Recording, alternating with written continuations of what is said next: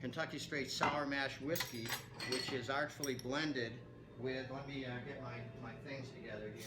I don't do this very often. In fact, when I have a cup of coffee in me, I start yakking.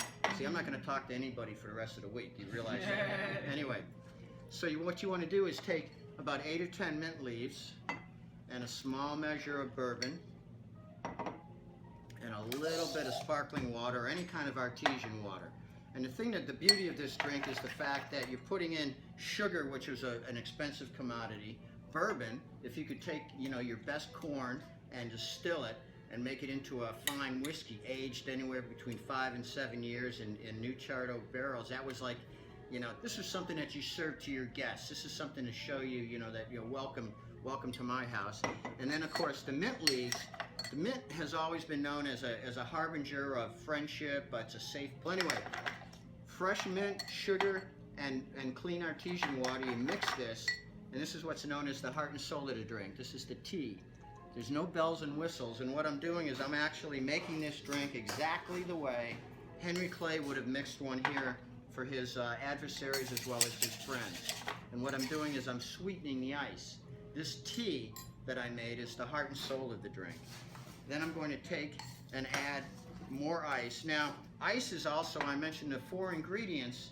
Ice, again, if it's summertime and you're sitting on the veranda and you've got guests coming, ice is something that in the summertime, you didn't find it, you had to have a actual ice house. And what they would actually do is cut blocks of ice on the Great Lakes and the upper Mississippi and actually ship these huge blocks of ice down to the south, and then they would transport them to your farm or your plantation or wherever, to your hotel, and they actually had ice houses that they were actually packed with hay and whatever, and keep the ice going all summer long. But it was an expensive commodity.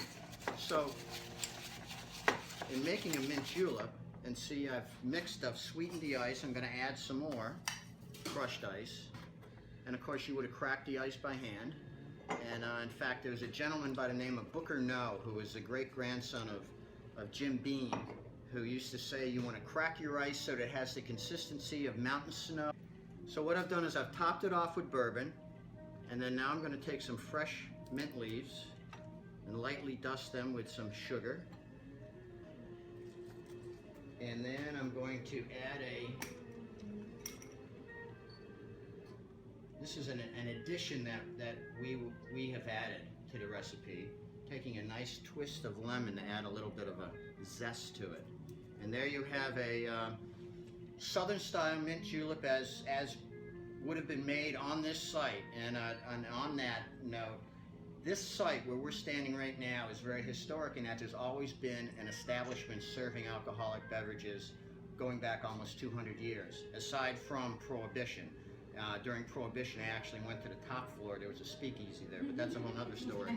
But anyway, there you go, a light libation of extraordinary character that scintillates the taste buds, and a fitting showcase for a uniquely American invention.